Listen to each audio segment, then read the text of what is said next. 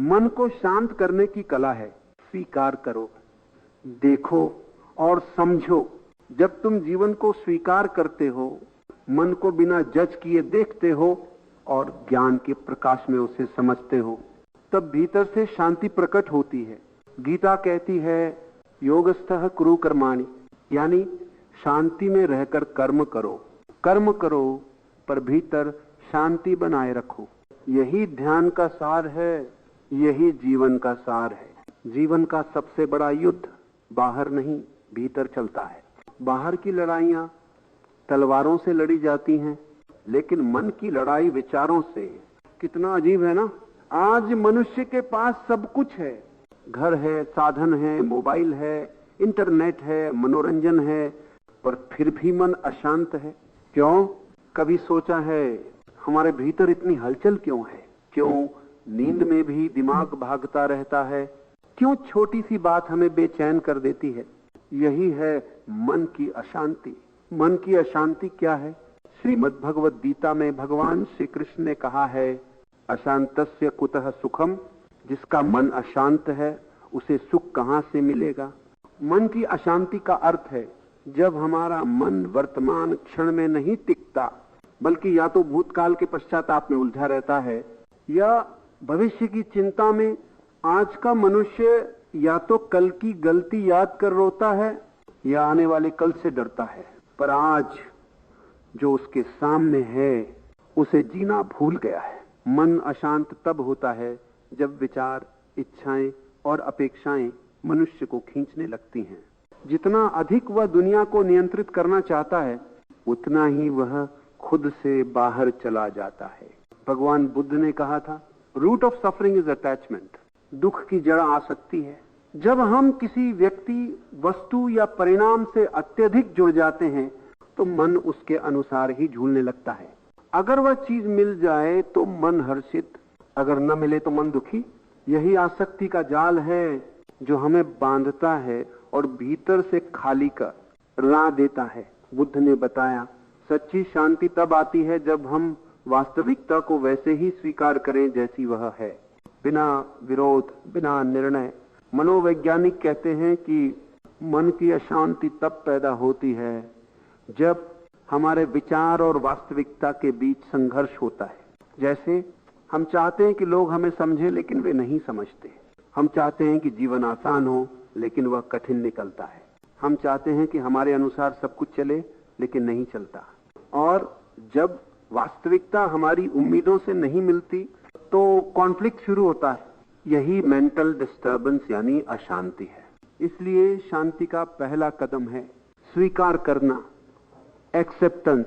जो है उसे है के रूप में देखना। इच्छा, तुलना और अहंकार। मन अशांत क्यों है? क्योंकि उसे हमेशा कुछ और चाहिए। आज आप एक मोबाइल से खुश हैं, कल दूसरे का नया मॉडल देखकर मन दुखी हो जाता है। आपका बच्चा पास हुआ, खुशी हुई, पर अगर किसी और का बच्चा टॉपर निकला तो दुख। यही है तुलना का जहर। गीता में श्री कृष्ण ने कहा जो व्यक्ति अपने कर्मों के फल की इच्छा नहीं करता वही सच्चा योगी है। जब तक मन फल से जुड़ा रहेगा वह शांत नहीं रह सकता। मन शांत है या नहीं ये कैसे पता चले? बहुत सरल संकेत है।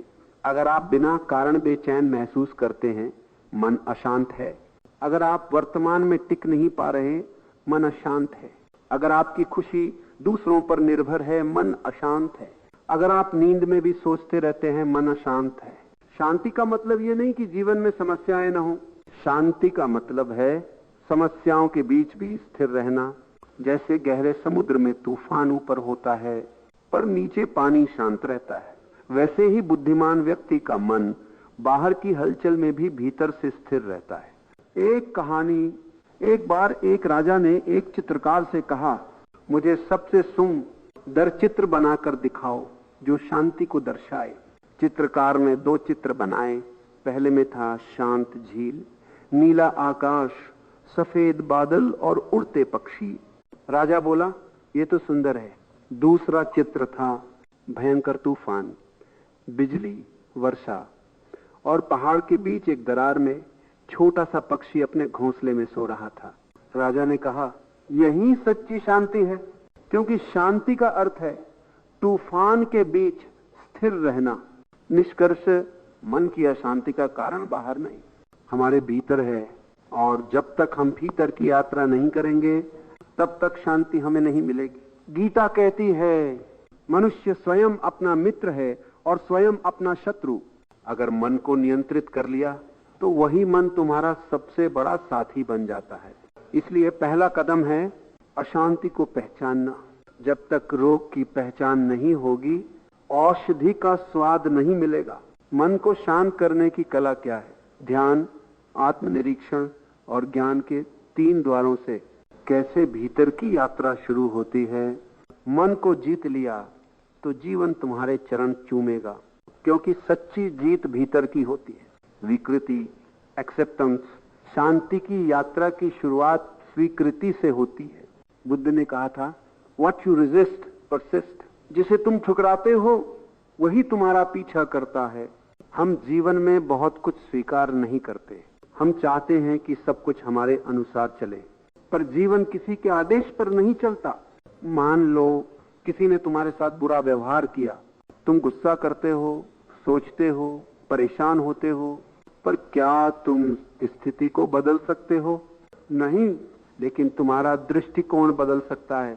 स्वीकृति का मतलब हार मानना नहीं है, बल्कि स्थिति को वैसे ही देखना जैसी वह है। श्रीमद् भगवत गीता में श्री कृष्ण अर्जुन से कहते हैं जो हुआ अच्छा हुआ, जो हो रहा है अच्छा हो रहा है, जो होगा वह भी अच्छा ही होगा। ये कोई दार्शनिक पंक्ति नहीं, बल्कि एक मानसिक सूत्र है जो हमें वर्तमान क्षण में टिकाए रखता है। जब हम स्वीकार करते हैं तो मन संघर्ष छोड़ देता है और वहीं से शांति की शुरुआत होती है। अब बात करें ध्यान की, जो मन की अशांति को धीरे धीरे पिघला देता है। ध्यान का अर्थ केवल आंखें बंद करना नहीं है। ध्यान का अर्थ है मन को वर्तमान क्षण में टिकाना। बुद्ध ने सिखाया था be mindful, be aware, be present. सचेत रहो, जागरूक रहो, वर्तमान में रहो। जब आप ध्यान करते हैं आप अपने भीतर के शोर को सुनते हैं। विचार उठते हैं, गिरते हैं और आप बस उन्हें देखते हैं। धीरे धीरे मन शांत होता जाता है।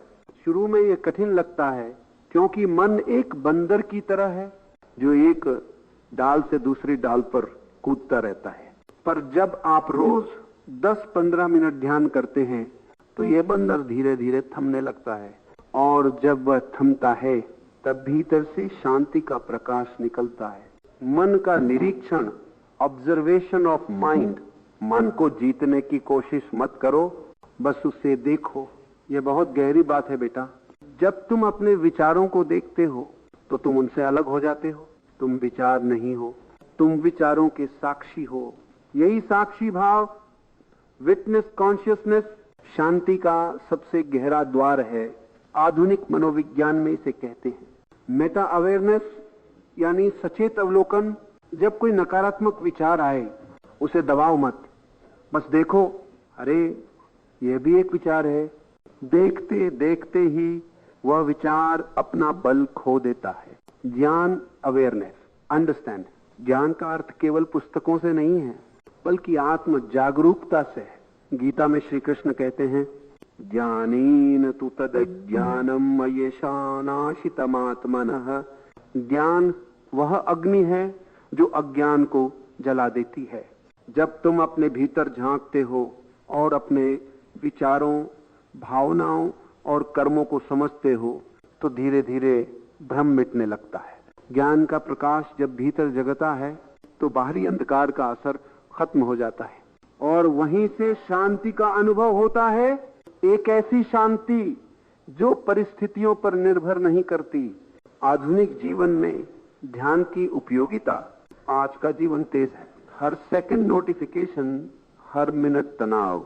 मनुष्य करना तो जानता है पर रुकना भूल गया है। ध्यान सिखाता है रुकना ही जीवन का सबसे बड़ा कार्य है। जब आप ध्यान में बैठते हैं आपका मन रीसेट होता है। वह क्लटर जो पूरे दिन जमा हुआ था धीरे धीरे मिटने लगता है।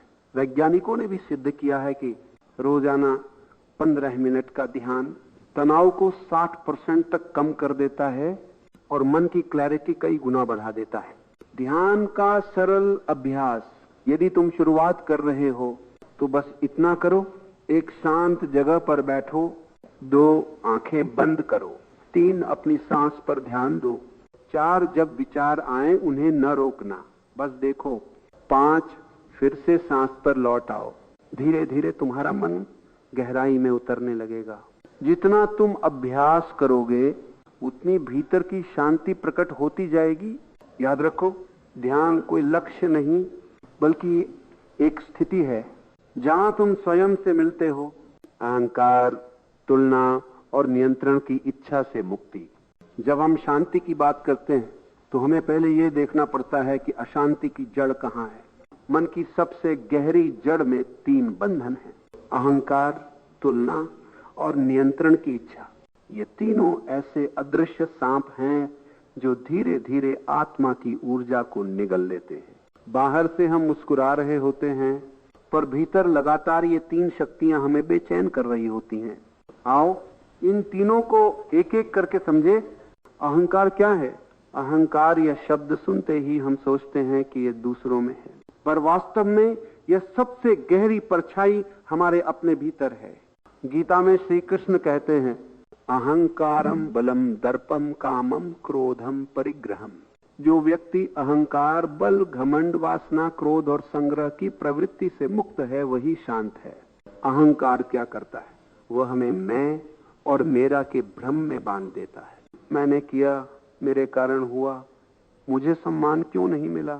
इन प्रश्नों के भीतर जो आवाज छिपी है वही अहंकार है। अहंकार हमेशा चाहता है कि दुनिया उसे देखे, स्वीकार करे, सराहे, और जब दुनिया वैसा नहीं करती तो मन दुखी हो जाता है। अहंकार का खेल, अहंकार की सबसे बड़ी चाल यह है कि वह खुद को मैं नहीं हूं के रूप में पेश करता है। कभी धार्मिक अहंकार, मैं बहुत भक्ति करता हूं, कभी ज्ञान का अहंकार, मैं दूसरों से अधिक समझदार हूं, कभी विनम्रता का अहंकार, मैं तो बहुत विनम्र हूं। बुद्ध ने कहा था, the greatest illusion is the idea of self. यानी सबसे बड़ा भ्रम मैं का विचार है। जब तक यह मैं बना रहेगा मन कभी स्थिर नहीं होगा, क्योंकि मैं हमेशा कुछ बनना चाहता है, कुछ साबित करना चाहता है, कुछ दिखाना चाहता है। तुलना का विश्व। अब बात करें तुलना की। तुलना ये आज की सबसे खतरनाक मानसिक महामारी है। हम अपने बचपन से ही तुलना में जीना सीखते हैं। देखो, शर्मा जी का बेटा कितना अच्छा है, उसके पास बड़ी कार है, मेरे पास नहीं। धीरे धीरे यह तुलना मन में जहर की तरह घुल जाती है। अब हमारा सुख दूसरों की सफलता पर निर्भर हो जाता है। अगर कोई और आगे बढ़े तो हमें दर्द होता है, और अगर हम आगे बढ़ें तो हमें डर होता है कि कोई हमसे आगे न निकल जाए। ये दोहरी आग है जो हमें भीतर से जलाती है। श्रीमद् भगवद गीता कहती है, द्वेष और लोभ दोनों शत्रु हैं मनुष्य के। तुलना में यही दोनों पलते हैं। नियंत्रण की इच्छा। अब तीसरा कारण नियंत्रण की इच्छा। हम हर चीज को नियंत्रित करना चाहते हैं, लोगों को, परिस्थितियों को, परिणामों को, यहां तक कि ईश्वर को भी। पर जीवन नदी की तरह है, जिसे जितना पकड़ो वह उतनी ही फिसलती है। गीता में श्री कृष्ण अर्जुन से कहते हैं, तुम्हारा अधिकार केवल कर्म पर है, फल पर नहीं, परंतु मनुष्य चाहता है कि फल भी उसके अनुसार आए। वह हर परिणाम को नियंत्रित करना चाहता है, और जब वैसा नहीं होता तो निराश हो जाता है। बुद्ध ने कहा था, लेट गो और बी ड्रैग्ड, छोड़ दो, वरना यह जीवन तुम्हें घसीटता रहेगा। मुक्ति की राह। अब प्रश्न उठता है, क्या हम इन तीनों बंधनों से मुक्त हो सकते हैं? उत्तर है हाँ, पर इसके लिए हमें अंदर देखना होगा। हर बार जब कोई अहंकार की भावना उठे, अपने आप से पूछो, क्या यह मैं सचमुच मैं हूं? तुम देखोगे वह केवल एक विचार है। हर बार जब तुलना आए, अपने आप से कहो, हर आत्मा का अपना मार्ग है, कि किसी की गति तेज है, किसी की धीमी, पर मंजिल एक ही है। और जब नियंत्रण की इच्छा उठे तो श्वास लो, मुस्कुराओ और कहो, मैं जीवन के प्रवाह को स्वीकार करता हूं। बुद्ध और राजा की कथा एक बार एक राजा ने बुद्ध से पूछा, भगवान, मेरा मन हमेशा अशांत रहता है, मैं सब कुछ नियंत्रित करना चाहता हूं, प्रजा, सेना, धन, राज्य पर शांति नहीं मिलती। बुद्ध मुस्कुराए और बोले, राजन, यदि तुम नदी में खड़े होकर जल को मुट्ठी में पकड़ने की कोशिश करोगे तो क्या वह रुकेगा? राजा बोला, नहीं। बुद्ध बोले, पर यदि तुम अपने हाथ खोल दोगे तो जल स्वयं स्थिर हो जाएगा। यही जीवन का रहस्य है बेटा, जब तुम छोड़ देते हो तो शांति स्वयं आ जाती है। आधुनिक मनोविज्ञान की दृष्टि, आधुनिक मनोविज्ञान कहता है कि अहंकार एक सेल्फ कंस्ट्रक्टेड आइडेंटिटी है जो लगातार वैलिडेशन, स्वीकृति चाहता है। हर बार जब तुम्हें लाइक्स, तारीफ या पहचान चाहिए, समझो अहंकार बोल रहा है। पर जब तुम बिना किसी प्रशंसा के भी काम करते हो तो वह आत्मा की आवाज होती है। तुलना और नियंत्रण की भावना भी इसी ईगो आइडेंटिटी से जुड़ी है। इसलिए मनोवैज्ञानिक कहते हैं, true peace comes when you detach your worth from outcomes. जब तुम्हारा मूल्य परिणामों या दूसरों की राय पर निर्भर नहीं रहता, तब तुम सच्चे अर्थों में स्वतंत्र हो जाते हो। अहंकार का पिघलना, अहंकार को नष्ट मत करो, बस उसे देखो। जैसे सूरज की गर्मी में बर्फ पिघलती है, वैसे ही जागरूकता की रोशनी में अहंकार घुल जाता है। कभी अपने भीतर झांको और पूछो, ये जो मैं हूं, ये कौन है? क्या यह नाम है, शरीर है, विचार है? नहीं, वह जो सबको देख रहा है वही सच्चा तुम हो। वहीं से अहंकार का अंत होता है और वहीं से शांति का आरंभ। अहंकार, तुलना और नियंत्रण तीनों मन के शोर को बढ़ाते हैं और शांति तब आती है जब ये शोर थमता है। गीता कहती है, विनीत, नम्र और संभाव रखने वाला व्यक्ति इस संसार में रहते हुए भी मुक्त है। Do not may has भी काम सत्सात, अपने काम सत्सात, अपने काम सत्सात। इच्छा और अपेक्षा से मुक्ति, freedom from desire and expectation. मन की अशांति की सबसे सूक्ष्म जड़ इच्छा है और उसकी छाया है अपेक्षा। इच्छा मनुष्य की ऊर्जा को जगाती भी है और बांधती भी है। ये वही आग है जो रोशनी भी देती है और जला भी देती है। इच्छा का स्वभाव, गीता में श्री कृष्ण कहते हैं, काम एष क्रोध एष रजोगुण समुद्भवा। यह काम इच्छा ही क्रोध बन जाती है जब वह पूरी नहीं होती। इच्छा स्वयं में बुरी नहीं है, जीव को आगे बढ़ने की प्रेरणा उसी से मिलती है। लेकिन जब इच्छा अवश्य बना देती है तब वही प्रेरणा बंधन बन जाती है। सोचो बेटा, जब तुम किसी चीज की बहुत ज्यादा चाह करते हो, क्या होता है? मन उस चाह से बंध जाता है। वह उस चीज के बिना अधूरा महसूस करता है और अगर वह चीज न मिले तो भीतर बेचैनी, गुस्सा, निराशा उठती है। यही है इच्छा का खेल। वह हमें वर्तमान से दूर और अपूर्णता के भ्रम में फंसा देती है। बुद्ध का दृष्टिकोण, भगवान बुद्ध ने कहा था, तृष्णा ही दुख का मूल कारण है। Craving is the root of suffering. उन्होंने 3 स्तर बताए। एक काम, तृष्णा इंद्रिय सुख की चाह। 2 भाव, तृष्णा किसी विशेष स्थिति, पहचान या सफलता की चाह। 3 विभव, तृष्णा किसी चीज से छुटकारा पाने की चाह। हर इच्छा, चाहे पाने की हो या छोड़ने की, मन को अस्थिर बनाती है। बुद्ध कहते हैं, जब मन चाहना छोड़ देता है तब वह पहली बार पूर्णता को महसूस करता है। अपेक्षा का जाल, इच्छा के बाद आता है उसका साथी अपेक्षा। अपेक्षा का अर्थ है, मैं चाहता हूं कि यह हो मेरे अनुसार। हम रिश्तों में, कार्यों में और हर परिस्थिति में अपेक्षाएं रखते हैं। वह ऐसा बोले, वैसा करे, मुझे समझे, मुझे प्यार दे। और जब ऐसा नहीं होता तो भीतर पीड़ा उठती है। लेकिन बेटा सोचो जरा, क्या कभी किसी को पूरी तरह अपने अनुसार बनाया जा सकता है? नहीं। तो फिर हम क्यों उम्मीदों के जाल में खुद को फंसाते हैं? गीता में कहा गया है, अपेक्षाओं से रहित जो संतुष्ट है वही ज्ञानी है। जब अपेक्षाएं गिरती हैं तो प्रेम और शांति अपने आप उठते हैं। इच्छा और अपेक्षा का मनोविज्ञान आधुनिक मनोविज्ञान कहता है कि मनुष्य का मस्तिष्क रिवॉर्ड सिस्टम पर चलता है। जब इच्छा पूरी होती है डोपामिन निकलता है, और जब पूरी नहीं होती तनाव और दुख बढ़ता है। इसलिए मन लगातार रिवॉर्ड की खोज में भागता रहता है, वह कभी संतुष्ट नहीं रहता। यही कारण है कि आधुनिक समाज में सुविधाएं बढ़ी लेकिन शांति घटी। मनोवैज्ञानिक कहते हैं, real happiness is not in the fulfilment of desire but in the freedom from it. यानी सच्ची खुशी इच्छा पूरी होने में नहीं, बल्कि इच्छा से ऊपर उठने में है। गीता का मार्ग निष्काम कर्मयोग। श्री कृष्ण ने अर्जुन को यही समझाया था, कर्म करो परंतु फल की इच्छा मत करो। कर्मण्येवाधिकारस्ते मा फलेषु कदाचन। क्यों? क्योंकि इच्छा से बंधा कर्म तनाव देता है और बिना इच्छा का कर्मयोग बन जाता है। जब तुम केवल कर्तव्य के लिए कर्म करते हो तो मन मुक्त रहता है, पर जब तुम फल की आशा करते हो तो मन परिणाम से जुड़ जाता है, और परिणाम तो सदैव अनिश्चित है।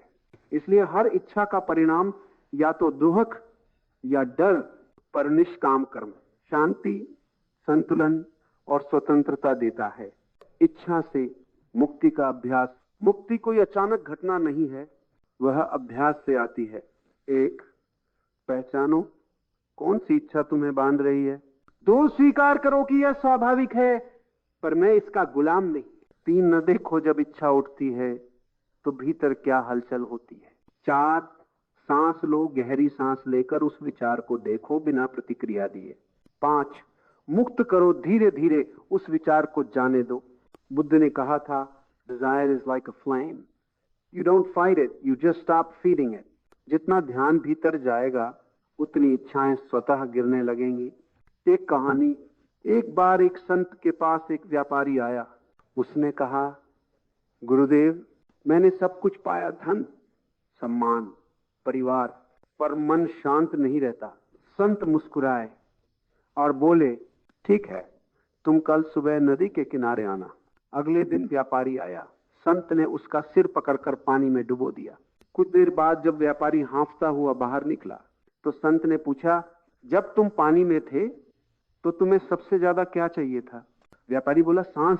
संत बोले, जब तुम्हें सांस चाहिए थी तब धन नहीं चाहिए था, सम्मान नहीं चाहिए था, परिवार नहीं चाहिए था, सिर्फ सांस चाहिए थी, क्योंकि वह जीवन है। इसी तरह बेटा, जिस दिन तुम्हें स्वयं से मिलने की तड़प सांस जितनी हो जाएगी, उस दिन सभी इच्छाएं अपने आप शांत हो जाएंगी। इच्छा का रूपांतरण, इच्छा को दबाओ मत, बल्कि उसे परिवर्तित करो। भोग की इच्छा को सेवा में बदलो, सफलता की इच्छा को साधना में बदलो, मान सम्मान की इच्छा को प्रेम में बदलो। जब इच्छा स्वार्थ से हटकर सर्वहित बनती है तो वही शुद्ध ऊर्जा बन जाती है। गीता कहती है, यज्ञार्थात् कर्मणोऽन्यत्र लोकोऽयं कर्म बंधनः। जब कर्म यज्ञ सामूहिक कल्याण के लिए होता है तब वह बंधन नहीं, मुक्ति बन जाता है। इच्छा और अपेक्षा दोनों मन को भविष्य में बांधते हैं, और मन जब भविष्य या भूत में होता है तो वर्तमान खो जाता है। इसलिए सच्ची शांति का अर्थ है इच्छा से नहीं, चेतना से जीना। जब तुम हर कार्य प्रेम से करते हो पर परिणाम की चिंता नहीं करते, वहीं से शांति जन्म लेती है। श्री कृष्ण कहते हैं, जो संतोष में स्थित है वही सच्चा योगी है। तो बेटा, इच्छाओं का त्याग नहीं बल्कि उनका रूपांतरण सीखो। तुम देखोगे जीवन धीरे धीरे एक प्रवाह बन जाएगा, जहां कुछ पाने की नहीं, बस होने की खुशी होगी। मन, भावना और विचारों का संतुलन। मनुष्य का मन एक झील के समान है। जब हवा तेज होती है तो झील की लहरें उठती हैं। तो कैसी मात्राम देवी मात्राम सर्वमात्राम, जब हवा शांत हो तो झील का पानी दर्पण बन जाता है। वैसे ही जब हमारे विचार और भावनाएं असंतुलित होती हैं तो मन में उथल पुथल होती है, पर जब वे शांत हो जाती हैं तो वही मन आत्मा का सच्चा प्रतिबिंब दिखाने लगता है। मन, विचार और भावना का संबंध। मन, विचार और भावना, ये तीनों एक ही वृक्ष की शाखाएं हैं। विचार है उसका बीज, भावना है उसकी जड़ और व्यवहार है उसका फल। जब किसी विचार को हम बार बार सोचते हैं वह भावना में बदल जाता है और वही भावना हमारे व्यवहार को जन्म देती है। उदाहरण के लिए, अगर तुम बार बार सोचो मैं असफल हूं, तो भीतर एक भावना बनेगी निराशा, और वह निराशा धीरे धीरे व्यवहार बन जाएगी। तुम अवसरों से डरने लगोगे, खुद को रोकने लगोगे। पर अगर तुम सोचो मैं सीख रहा हूं, मैं आगे बढ़ रहा हूं, तो भीतर आत्मविश्वास उठेगा और वही भावना ऊर्जा बनकर हर कर्म में झलकेगी। इसलिए बेटा, मन का संतुलन शुरू होता है विचारों की जागरूकता से। गीता का दृष्टिकोण श्री कृष्ण अर्जुन से कहते हैं, मनः शांतिः परम सुखम। जिसने मन को वश में कर लिया उसने परम सुख पा लिया, क्योंकि मन ही बंधन है और मन ही मुक्ति। गीता कहती है, उद्धरेदात्मनात्मानं नात्मानमवसादयेत्। मनुष्य स्वयं को स्वयं से ऊपर उठाए, स्वयं को नीचे न गिराए। अर्थात तुम्हारा मन या तो तुम्हारा मित्र है या तुम्हारा शत्रु। वह जैसा सोचता है वैसा ही तुम्हारा जीवन बनता है। इसलिए गीता सिखाती है, मन को नियंत्रित नहीं, समझना सीखो, क्योंकि जो मन को दबाता है वह भीतर संघर्ष पैदा करता है, पर जो मन को देखता है वह भीतर से मुक्त हो जाता है। भावना का विज्ञान, आधुनिक मनोविज्ञान बताता है कि हमारी भावनाएं केवल मानसिक नहीं बल्कि रासायनिक भी हैं। हर विचार के साथ मस्तिष्क में एक रासायनिक प्रतिक्रिया होती है। डर के साथ कॉर्टिसोल निकलता है, प्यार के साथ ऑक्सीटोसिन और खुशी के साथ डोपामिन। इसलिए अगर तुम बार बार नकारात्मक सोचते हो तो शरीर भी वैसा ही महसूस करने लगता है, पर अगर तुम सकारात्मक सोचो, कृतज्ञता महसूस करो, तो शरीर भी उत्साह और सुकून से भरने लगता है। यही कारण है कि ध्यान, प्रार्थना, संगीत और कृतज्ञता की भावना वास्तव में शरीर और मन दोनों को हील करती है। बुद्ध का मार्ग, साक्षी बनो। बुद्ध ने कहा था, भावनाओं को दबाओ मत, उन्हें साक्षी भाव से देखो। जब क्रोध आता है तो ये मत सोचो मुझे क्रोध नहीं करना चाहिए, बल्कि देखो क्रोध आया है, उसे देखो, महसूस करो, पर प्रतिक्रिया मत दो। धीरे धीरे तुम्हें महसूस होगा कि भावनाएं आती हैं और चली जाती हैं, पर तुम जो उन्हें देख रहा है वह सदा शांत है। यही साक्षी भाव मन, विचार और भावना को संतुलित करने का रहस्य है। भावनात्मक संतुलन के 3 सूत्र। एक, स्वीकार, एक्सेप्टेंस। जो भावनाएं उठती हैं उन्हें स्वीकार करो। मैं डर रहा हूं, मैं गुस्सा हूं, मैं दुखी हूं। यह स्वीकार करने से ही हीलिंग शुरू होती है। जरूर अवलोकन, ऑब्जर्वेशन। जब कोई भावना आती है उसे बिना विश्लेषण के बस देखो। जैसे कोई बादल गुजर रहा हो वैसे ही उसे गुजरने दो। 3, रूपांतरण, ट्रांसफॉर्मेशन। भावना को दबाओ मत, उसे ध्यान, लेखन, संगीत या सेवा में बदल दो। गुस्से को रचनात्मकता में, दुहक को करुणा में बदल दो। मन का संतुलन पाने के व्यवहारिक उपाय। 1, सुबह का मौन। दिन की शुरुआत में कम से कम 10 मिनट तक मौन रहो। कोई मोबाइल, कोई विचार नहीं, बस मौन। ये मन को रीसेट करता है। 2, श्वास पर ध्यान। हर घंटे 2 मिनट के लिए गहरी सांस लेकर छोड़ो, यह तुम्हें वर्तमान क्षण में लाता है। 3, कृतज्ञता का अभ्यास। हर रात सोने से पहले 3 चीजें लिखो जिनके लिए तुम आभारी हो। यह भावनाओं का संतुलन बनाता है।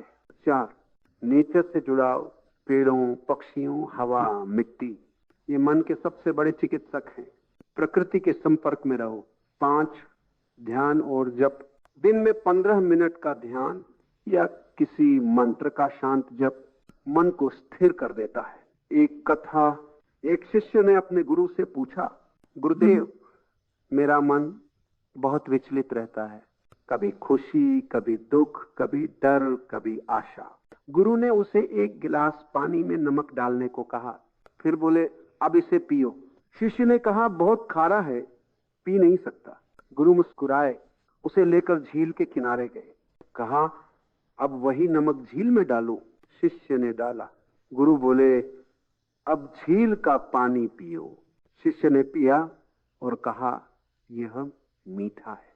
गुरु बोले, बेटा, दुख और भावना तो वही नमक है, मात्रा वही रहती है, पर अगर तुम्हारा मन झील जैसा विशाल बन जाए तो कोई भी दुख उसे खारा नहीं बना सकता। विचारों का संयम, विचारों को रोकना असंभव है, पर दिशा देना संभव है। मन एक घोड़े जैसा है, अगर लगाम नहीं है तो वो भागता रहेगा, पर लगाम प्रेम और सजगता से पकड़ो तो वही घोड़ा तुम्हें लक्ष्य तक ले जाएगा। विचारों को रोकने की जगह उन्हें देखना सीखो। धीरे धीरे विचारों की शक्ति कम हो जाएगी और तुम विचारक से ऊपर उठ जाओगे। मनोवैज्ञानिक दृष्टिकोण, मनोविज्ञान कहता है, भावना तभी खतरनाक होती है जब तुम उसे दबाते हो या भागते हो। जो व्यक्ति अपनी भावनाओं को पहचानता है वह उनसे नियंत्रित नहीं होता। इसलिए भावनात्मक बुद्धिमत्ता, इमोशनल इंटेलिजेंस, मन की शांति का आधुनिक नाम है। ये वही बुद्धिमत्ता है जो कहती है, मैं अपनी भावनाएं हूं पर उनका गुलाम नहीं है। ध्यान मन की शांति का द्वार, meditation the doorway to inner peace. मन की सारी यात्रा, सारी खोज, सारे प्रश्न आखिरकार ध्यान पर आकर समाप्त होते, क्योंकि ध्यान कोई अभ्यास नहीं, यह तो अस्तित्व की अवस्था है। ध्यान क्या है? लोग समझते हैं कि ध्यान का अर्थ है आंखें बंद करके बैठना, विचारों को रोकना, पर बेटा, ध्यान न तो बैठना है न विचारों को रोकना। ध्यान तो देखने की कला है। जब तुम बिना किसी निर्णय के, बिना किसी प्रयास के वर्तमान क्षण को देखना सीख जाते हो, वही ध्यान है। ध्यान का अर्थ है जो है उसे उसी रूप में देखना। गीता कहती है, यत्रो परमते चित्तम निरुद्धम योग सेवैया यत्र चैवात्मना आत्मानं पश्यन्नात्मनि तुष्यति। अर्थात जब चित्त शांत हो जाता है और आत्मा आत्मा में रम जाती है, तब वही सच्चा ध्यान है। ध्यान क्यों आवश्यक है? बेटा, आज का मनुष्य हर दिशा में भाग रहा है। सोशल मीडिया, विचार, इच्छाएं, भय, भविष्य, भूत, पर ध्यान उसे वापस यहाँ और अभी में लाता है। ये मन को केंद्र में स्थापित करता है। ध्यान से तुम्हारे भीतर तीन चीजें बदलती हैं। एक, विचारों की गति धीमी होती है। दो, भावनाएं स्थिर होती हैं। तीन, आत्मा का प्रकाश प्रकट होता है। जब ये तीनों मिलते हैं तब भीतर से शांति की एक कोमल लहर उठती है जो सब कुछ छू लेती है। बौद्ध दृष्टिकोण, विपश्यना, भगवान बुद्ध ने ध्यान को नाम दिया विपश्यना, अर्थात स्पष्ट देखना। उन्होंने कहा, ध्यान कोई कार्य नहीं है, ध्यान तो चेतना की सहज स्थिति है। जब तुम किसी चीज को बिना प्रतिक्रिया के देखते हो तो धीरे धीरे विचारों का शोर कम होने लगता है। बुद्ध कहते हैं, watch your breath, watch your thoughts and watch the watcher. यानी श्वास को देखो, विचारों को देखो और फिर उस देखने वाले को पहचानो। वही तुम्हारा सच्चा सू है। आधुनिक मनोविज्ञान और ध्यान, आधुनिक विज्ञान ने यह सिद्ध किया है कि ध्यान केवल आध्यात्मिक नहीं बल्कि वैज्ञानिक रूप से लाभकारी है। एमआरआई स्कैन में देखा गया है कि ध्यान करने वाले लोगों के मस्तिष्क में अमिगडाला 1% छोटा हो जाता है और prefrontal cortex, decision making area, सक्रिय हो जाता है। हार्वर्ड और स्टैनफोर्ड के अध्ययन बताते हैं, जो व्यक्ति प्रतिदिन 15 मिनट ध्यान करता है उसकी मेंटल क्लैरिटी, इमोशनल स्टेबिलिटी और हैप्पीनेस लेवल कई गुना बढ़ जाती है। इसलिए ध्यान केवल साधना नहीं, यह मन का विज्ञान है। ध्यान के प्रकार, बेटा, ध्यान के कई मार्ग हैं। हर व्यक्ति के स्वभाव के अनुसार तुम्हें वही मार्ग चुनना चाहिए जो तुम्हारे हृदय को छूता हो। एक, श्वास ध्यान, ब्रेथ अवेयरनेस। आराम से बैठो, सांस अंदर आती जाती रहे, बस उसे देखो, कुछ मत करो, धीरे धीरे मन शांत हो जाएगा। 2, मंत्र ध्यान, मंत्रा मेडिटेशन। किस की पवित्र ध्वनि को दोहराओ। जैसे कोसो हम शांति, ध्वनि का कंपन भीतर गहराई तक जाता है और विचारों की गूंज को मिटा देता है। 3, प्रेम, ध्यान, लविंग काइंडनेस मेडिटेशन। अपने दिल में करुणा जगाओ, अपने लिए, अपने परिवार के लिए और फिर पूरी सृष्टि के लिए। धीरे धीरे तुम्हारा दिल विशाल हो जाएगा। 4, मौन ध्यान, साइलेंट अवेयरनेस। कुछ मत करो, सिर्फ मौन में बैठो और सुनो अंदर क्या चल रहा है। यही मौन सच्चा गुरु है। ध्यान की यात्रा में आने वाली बाधाएं। ध्यान के मार्ग में मनुष्य को 3 बड़ी बाधाएं मिलती हैं। 1, विचारों की बाढ़। जब तुम ध्यान करने बैठते हो, मन 1000 बातें लाता है। कल क्या हुआ, आज क्या करना है, मैं ध्यान सही कर रहा हूं या नहीं। बेटा, उन्हें रोको मत, बस उन्हें देखो और जाने दो। 2, नींद या सुस्ती। कई बार मन ध्यान में शांत नहीं बल्कि सुस्त हो जाता है, इसलिए शरीर सीधा रखो और ध्यान को जागृत विश्राम बनाओ। 3, अपेक्षा। मत सोचो कि ध्यान से तुरंत कोई शांति या प्रकाश मिलेगा। ध्यान कोई लक्ष्य नहीं, ये यात्रा है। बस हर दिन थोड़ा मौन अपनाओ, शांति अपने आप उतर आएगी। गीता का ध्यान योग। श्रीमद् भगवत गीता के अध्याय 6 में श्री कृष्ण ने अर्जुन को ध्यान योग का रहस्य बताया। समम काय शिरो ग्रीवम धारयन्न चलम स्थिर संप्रेक्ष्य नासिकाग्रम स्वम दिशश्चान्वलोकयन। अर्थात पीठ, सिर और गर्दन सीधी रखकर नासिका के अग्रभाग पर दृष्टि स्थिर करो और मन को एकाग्र करो। फिर श्री कृष्ण कहते हैं, शांतो न तरात्मा परमो वहम आत्मनि स्थितः।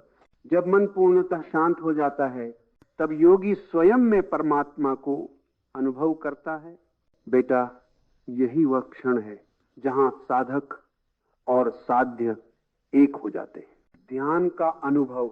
जब ध्यान गहराता है तो पहले विचार कम होते हैं, फिर भावनाएं स्थिर होती हैं, फिर मैं इन भी गायब हो जाता है। नगास की बहारा और उस मौन में तुम अपने सच्चे स्वरूप से मिलते हो। वह स्वरूप ना दुखी है, ना प्रसन्न, ना जन्म लेता है, ना मरता है, वह बस होता है। यही आत्म साक्षात्कार है, यही सच्ची शांति है। ध्यान का दैनिक अभ्यास। सुबह के समय सूर्योदय से पहले 15-20 मिनट का ध्यान करो। यह सबसे शक्तिशाली समय है जब मन शांत और ग्रहणशील होता है। दिन के मध्य में 2 मिनट का माइक्रो मेडिटेशन। गहरी सांस लो, छोड़ो और देखो कि तुम अभी कहां हो। रात को सोने से पहले 5 मिनट का मौन। दिन भर की घटनाओं को देखो, बिना किसी निर्णय के सब कुछ धीरे धीरे पिघल जाएगा। एक प्रेरक कथा। एक बार एक युवक ने पूछा, गुरुदेव, ध्यान करने बैठता हूं तो विचार आते हैं, क्या करूं? गुरु ने कहा, जब तुम नदी के किनारे बैठो तो क्या तुम नदी से कहते हो मत बहो? नहीं ना, वो बहती है, तुम बस देखते हो। वैसे ही विचारों को बहने दो, तुम बस दर्शक बनो। धीरे धीरे युवक समझ गया कि ध्यान का अर्थ विचारों को रोकना नहीं बल्कि विचारों को देखने वाला बन जाना है। ध्यान वह द्वार है जहां मन की सारी बेचैनी मौन में विलीन हो जाती है। वहां कोई चाह नहीं, कोई डर नहीं, सिर्फ अस्तित्व की उपस्थिति है। वहीं से सच्ची शांति का जन्म होता है। गीता के शब्दों में, योगी युंजीत सततमात्मानम रहस्य स्थितः। सच्चा योगी वह है जो मौन में स्वयं से जुड़ा रहता है।